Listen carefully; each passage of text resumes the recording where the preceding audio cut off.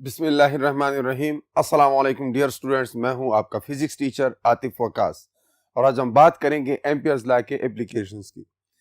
Dear students, हमने previous class में Ampere's law पढ़ा था और मैंने आपको बताया था कि जिस तरह इलेक्ट्रोस्टैटिक्स में गॉस लॉ हमें इलेक्ट्रिक फील्ड इंटेंसिटी फाइंड करने में हेल्प आउट करता है, बिल्कुल इसी तरह हम एम्पियर्स लॉ को यूज करके मुख्तलिफ किस्म की करंट डिस्ट्रीब्यूशन के लिए हम मैग्नेटिक फील्ड फाइंड कर सकते हैं। बिल्कुल गॉस लॉ की तरह ही ये एक जनरल रूल है और इसमें भी हम बिल्कुल उसी तरह एक लूप कंसीडर करते हैं। गॉस लॉ में हमने एक गॉसियन सरफेस एज्यूम किया होता था और फिर हम ये देखते कि उस गॉसियन सरफेस के अंदर से जितना फ्लक्स बाहर जाता था हम उसकी कैलकुलेशन करते और उसी को यूज करते हुए हम इलेक्ट्रिक फील्ड इंटेंसिटी फाइंड करते। ये भी बिल्कुल तकरीबन उसी तरह ही प्रोसीजर है, लेकिन इसमें यह है कि वहां पर गॉसियन सरफेस था, यहाँ पर हम एम्पिरियन लूप की बात करते हैं। तो ये एक एप्लीकेशन है जो अक्सर बोर्ड के एग्जाम में भी आ जाती है, इम्पोर्टेंट है और यही एक एप्लीकेशन आपकी टेक्स्ट बुक में इसकी मौजूद है एम्पियर्स लॉ की।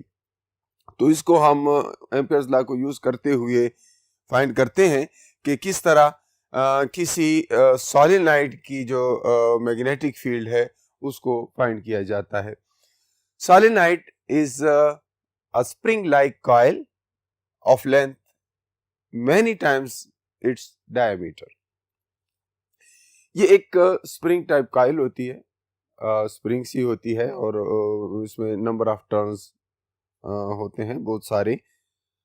उसमें एक चीज आपको याद रखनी है कि जो उसकी लेंथ है, सॉलिनॉइड की लेंथ, यहां से फॉर एग्जांपल यहां तक सॉलिनॉइड की जो लेंथ है, ये लेंथ उसके डायमीटर से काफी बड़ी होती है। यानी एक इंडिविजुअल अगर मैं ले लूं इसमें से एक कॉइल, इस नंबर ऑफ कॉइल्स हैं इसमें, तो इसमें से अगर मैं एक कॉइल ले लूं तो उसका जो डायमीटर है वो उस लेंथ के मुकाबले में काफी छोटा है। सो d is very very small than the length of that solenoid। ठीक है, तो इस तरह की स्प्रिंग लाइक सिस्टम को हम सॉलिनॉइड कहते हैं और जब भी इस तरह के सिस्टम में इस सॉलिनॉइड के अंदर इलेक्ट्रिक करंट फ्लो होता है तो इसके अंदर से मैग्नेटिक फील्ड लाइंस निकलती हैं, जहां पर मैंने रेड से उसको शो किया हुआ है।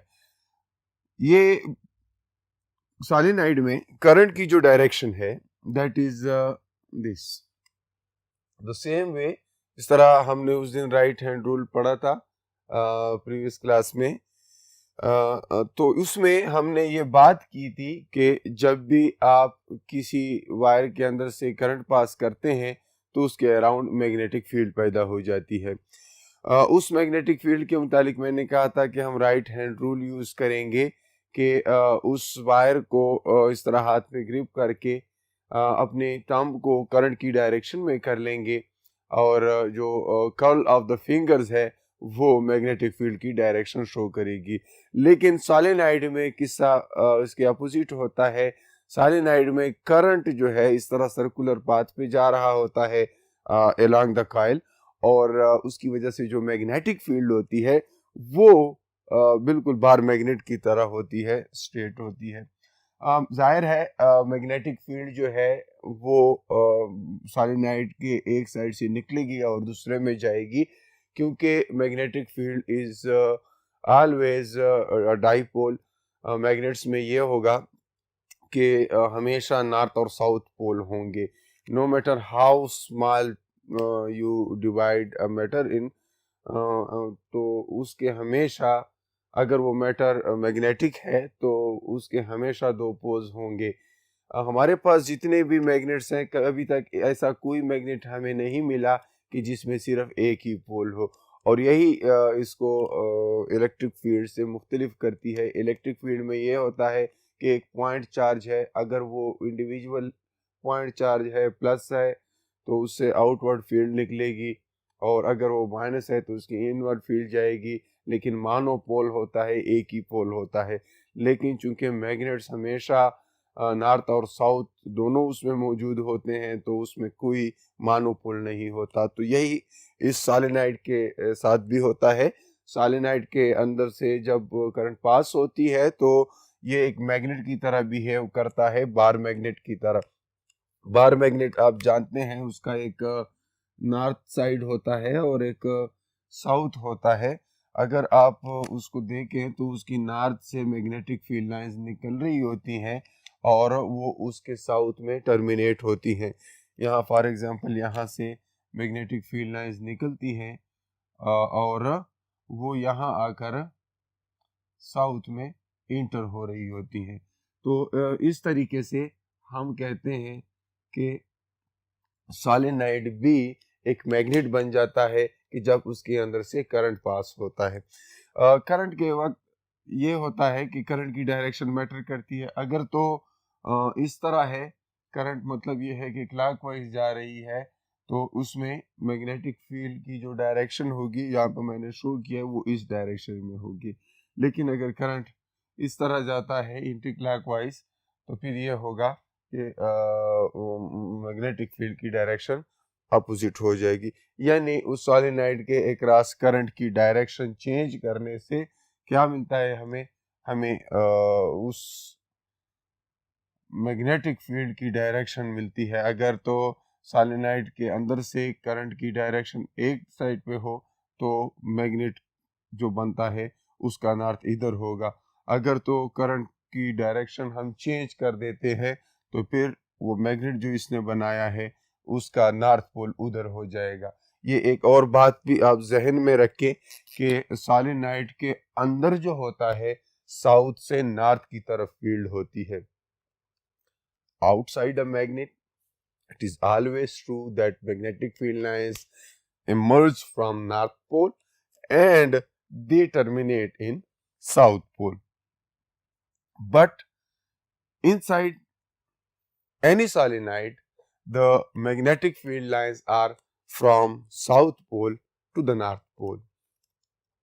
So this is a solenoid, and now we are going to see what is the magnitude of magnetic field due to this solenoid. And for that I would use Ampere's law. So here another thing जो आपको याद रखनी है that is numbers per unit length. ये number of turns जो हैं पर unit length, अक्सर सोलेनोइड जो है उसके टर्न्स हमें मालूम नहीं होते, उसकी एक्चुअल लेंथ में हमें इंटरेस्ट नहीं होता। हमारा इंटरेस्ट ये इस चीज़ में होता है कि कितने number of turns per unit length है। जिस तरह की इसको आप यूँ कह सकते हैं कि लीनियर डेंसिटी ऑफ टर्न्स के number of turns per unit length. यानी अगर तो वो जो है क्लोजली पैक्ड है, क्लोजली बाउंड है, मतलब ये है कि उसकी वाइंडिंग जो है या उसमें जो नंबर ऑफ टर्न्स है वो बहुत ज़्यादा है, बड़ी करीब करीब है, तो उसकी प्रॉपर्टीज डिफरेंट होती हैं। और अगर वो number of turns per unit length कम है तो उसकी प्रॉपर्टीज पे फर्क पड़ता है, और ये उधर देखते हैं। तो अब हम क्या करने जा रहे हैं, हम ये देखने जा रहे हैं कि किसी करंट कैरिंग सोलेनोइड की वजह से जो मैग्नेटिक फील्ड होती है बी, वो कैसे कैलकुलेट कर सकते हैं और उसका मैग्नीट्यूड क्या होता है। तो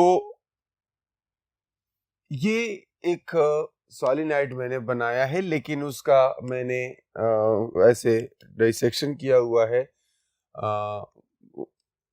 फॉर एग्जांपल ये सिलेंड्रिकल टाइप एक सोलेनोइड है और उसका मैं बिल्कुल हॉरिजॉन्टली इसको ऐसे दो हिस्सों में काट दूं, तो ये उसका एक उस सिलेंड्रिकल या उस सोलेनोइड का हाफ एक टुकड़ा है। और यहाँ पर देखें स्टूडेंट्स, मैंने डॉट और क्रॉस के जरिए से करंट की डायरेक्शन शो की हुई है। करंट जो है इधर से इमर्ज हो रहा है, ठीक है, और ऊपर जो है इस पेज के अंदर इंटर हो रहा है। तो कल मैंने आपको प्रीवियस लेक्चर में बताया था कि जब भी आउट ऑफ द पेज कोई फील्ड होगी उसको हम डॉट से शो करेंगे, और अगर वो field into the page है तो उसको हम क्रॉस से शो करेंगे। अब आमतौर पर तो ये वेक्टर्स के लिए यूज होता है, लेकिन चूंकि यहाँ पर हमें करंट की डायरेक्शन में इंटरेस्ट इसलिए है कि हमें फिर उस मैग्नेटिक फील्ड का नॉर्थ और साउथ मुतय्यन करना है, इसलिए मैंने करंट को भी डॉट और क्रॉस से शो किया हुआ है। याद रहे ये उस सोलेनोइड का वायर है, और ये वायर का क्रॉस सेक्शन आपको नजर आ रहा है, क्योंकि मैंने उस सोलेनोइड को इस तरह बिल्कुल दो टुकड़ों में काटा हुआ है, बिल्कुल अलोंग इट्स लेंथ। और ये डॉट ये शो करता है करंट जो है इधर से निकल रही है, और इस जगह पे वो इंटर हो रही है। मैं करंट की डायरेक्शन को इस डॉट और क्रॉस से शो कर रहा हूं ताकि मैं उस सोलेनोइड की मैग्नेटिक फील्ड की डायरेक्शन का तयन कर सकूं। मैंने सबसे पहले क्या करना है, जिस तरह गॉस लॉ में सबसे पहले गॉसियन सरफेस को एज्यूम करना होता है, एम्पियर्स लॉ में सबसे पहले आपने क्या करना है, सबसे पहले आपने एक इम्पेरियन लूप सेलेक्ट करना है। वो इम्पेरियन लूप इस तरह हो जैसे इस केस में मैंने बनाया है रेक्टेंगल है, उसकी शेप आप कोई भी बना सकते हैं, डिपेंड करता है क्वेश्चन की सिमेट्री के ऊपर। यहाँ पर जो प्रॉब्लम है उसके लिए ये ज़्यादा मुनासिब है कि एक रेक्टेंगुलर इम्पेरियन लूप लिया जाए, तो मैंने रेक्टेंगल लिया है, और ये जो रेक्टेंगल है that is A B C और D. It's an imaginary path, ये कोई फिजिकल पाथ नहीं है, बिल्कुल एक इमेजिनरी पाथ है। और इसकी चार साइड्स आपको नजर आ रही हैं, इसको मैं डेल्टा L1 कहता हूँ, इस साइड को जो है मैं डेल्टा L2 कहता हूँ, और इस साइड को मैं डेल्टा L3 कहता हूँ, और एक इसमें डेल्टा L4 हो जाएगा, तो ये इसको डेल्टा L4 कह देते हैं। तो डियर स्टूडेंट्स, अब हमने एम्पियर्स लॉ पढ़ा था कि एम्पियर्स लॉ में जो है उन सारे small small B dot del Ls का सम होता है, और फिर वो सम किस चीज की इक्वल होता है, म्यू नॉट आई। एम्पियर्स लॉ में एक तो आप लोगों ने इसका ये फॉर्म लिखा था, B dot delta L and that is equal to mu naught times I, ये था। और दूसरा एक ये इस फॉर्म में भी आप इसको लिख सकते हैं, आपने उधर देखा था कि mu naught I divided by summation of all lengths. और अगर वो कोई सर्कुलर पाथ है तो वो छोटे छोटे पेचेस जो है वो मिलकर एक सर्कल बनाते हैं, तो डेल्टा एल जो है, अगर आपको याद हो, इसको हमने 2πr भी लिखा था, ठीक है। तो ये इस तरह भी लिखा जा सकता है, but here in this case summation of delta L जो है इज नॉट 2πr, एंड यहाँ पर फिर हम क्या करते हैं, हमने जनरल एम्पियर लॉ लिख लिया, फिर चूंकि ये एक समेशन है और इसके बहुत सारे छोटे छोटे टुकड़े बन सकते हैं, इस केस में चूंकि लेंथ के मैंने 4 इससे बनाए हैं, तो ये क्या हो जाएगा, B dot summation of delta L I from 1 to 4। मैंने यहाँ पर समेशन सबस्क्रिप्ट लिखा था, आई या समेशन इंडेक्स इसको कहते हैं, वो 1 से 4 तक है, क्योंकि मैंने 4 लेंथ इसकी बनाई हुई। तो B dot summation delta L I 1 से लेकर 4 तक, दैट इज म्यू नॉट आई।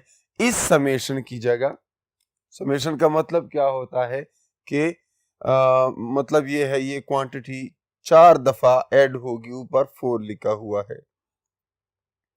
तो इससे क्या होगा, इस लेंथ को जितने भी इसके पार्ट्स हैं उन सबको ऐड करना है, यहां पर 4 हैं, तो एक डेल्टा L1 है ये पार्ट, दूसरा डेल्टा L2 है ये पार्ट, फिर डेल्टा L3 और फिर डेल्टा L4। बी मैंने उन सब में से एक बाहर लिखा है। वजह ये है कि इनसाइड द सॉलिनाइड फील्ड जो है that is uniform. Inside the solenoid field uniform है। आउटसाइड द सॉलिनाइड यहां पर फिर हम बात कर लेंगे कि आउटसाइड जो है उसको हम जीरो मान लेते हैं या बहुत ज्यादा वीक होती है। तो ये है कि जब हम इनका डॉट प्रोडक्ट लेंगे, जाहिर है ये भी वेक्टर है और स्मॉल एलिमेंट ऑफ करंट या लेंथ जो है that is also assume to be vector. So B dot delta L1 फिर बी डॉट डेल्टा L2 फिर इस तरह B dot delta L3 and B dot delta L4 dot products हैं और dot product cos theta से represent होता है। तो अगर लेंथ 1 के साथ इसका प्रोडक्ट लिया जाए तो ये cos थीटा 1 होगा, क्योंकि मैग्नेटिक फील्ड लाइंस जो है इस डायरेक्शन में जा रही हैं और लेंथ ये है, ठीक है, लेंथ की ये डायरेक्शन है, तो दोनों आपस में पैरेलल हैं, उनमें एंगल जो है दैट इज जीरो। तो इससे क्या हो जाएगा, ये जो हिस्सा है बी डेल्टा L1 इसका जो काज है वो 0 डिग्री है, प्लस दूसरे पार्ट में थीटा 2 की मैं बात कर रहा हूं। थीटा 2 किन दो चीजों के दरमियान है, डेल्टा L2 और बी के दरमियान। बी ये है, इस डायरेक्शन में है, ठीक है, ये बी की डायरेक्शन है मैग्नेटिक फील्ड है इसकी, और डेल्टा L2 ऊपर है, तो इन दोनों में 90 का एंगल है। इसलिए यहां पर मैं लिखूंगा B delta L2 cos of 90 degree. And then for L3 if you see delta L3 is outside the solenoid and we assume there is no field outside the solenoid, and that is why in this case B is 0, so everything in this term gets 0. And then for this length once again we see that angle is 90 degree, so B delta L4 cos of 90 degree, that is mu naught I. And now if we simplify it, cos 0 is 1, cos 90 is 0, it is also 0, and this cos 90 is 0. So all we are left with is only this term, because cos 0 is 1. So we only have B delta L1 that is equal to mu naught I. And what is delta L1? Delta L1 is the length of solenoid. That is because मैंने इस पूरी solenoid की length इसमें include की है, and if delta L1 is assumed to be the length of solenoid, what we have? We call this length is L, length of solenoid. So I write this equation is BL, if L is length of solenoid, I write BL equals mu naught I, and then we need B, so we take L to the other side and we get B is equal to mu naught I divided by L. There are n number of turns in a solenoid, तो हम ये लिख सकते हैं कि for n number of turns it becomes B is equal to n times mu naught I divided by L, और ये n by L जो है इसको अभी मैंने कुछ देर पहले बताया था कि स्मॉल n से B रिप्रेजेंट कर सकते हैं, and we get small n times mu naught I Now, this is the magnetic field due to a solenoid. This small n shows the number of turns per unit length. जितना अब आप देख सकते हैं पर unit length number of turn ज्यादा होंगे उतना सोलिनॉइड का जो मैग्नेटिक फील्ड है स्ट्रांग होगा, और अगर करंट उसके अंदर ज्यादा है तब भी फील्ड स्ट्रांग होगा। म्यू नॉट जो है वो फ्री स्पेस के लिए है। अगर आप उसके अंदर सॉफ्ट आयरन रखते हैं, कोई भी अदर मटेरियल रखते हैं, तो वो चेंज होगा, उसमें मैग्नेटिक फील्ड की स्ट्रेंथ बढ़ जाएगी। Now we move to the applications of magnetic field कि कहां पर मैग्नेटिक फील्ड हम यूज कर सकते हैं।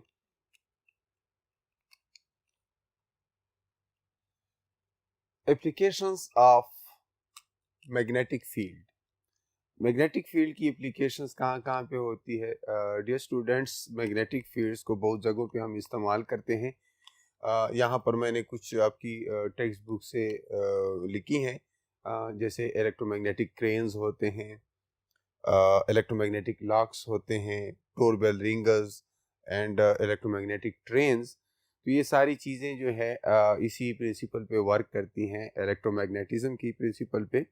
क्रेन्स ऐसी होती हैं कि जिस तरह आप लोगों ने क्रेन देखे होंगे, लेकिन वो जो हम यूज़ करते हैं आमतौर पर वो मैकेनिकल होते हैं। इलेक्ट्रोमैग्नेटिक में ये होता है कि जहाँ से वो लोड को उठाते हैं वो पॉइंट जो है वो एक इलेक्ट्रोमैग्नेट होता है। तो जो उसका ऑपरेटर होता है वो उसके अंदर फील्ड जनरेट कर लेता है और ये इसको मैग्नेट बना लेता है, और फिर इसके ज़रिए से कंटेनर वगैरह जो शिप यार्ड में लोडिंग अनलोडिंग करते वक्त उसको उठाते हैं, या गार्बेज होता है इसमें मेटल पीसीज होते हैं, या और मैग्नेटिक मटेरियल्स को उठाने के लिए इसको इस्तेमाल किया जा सकता है।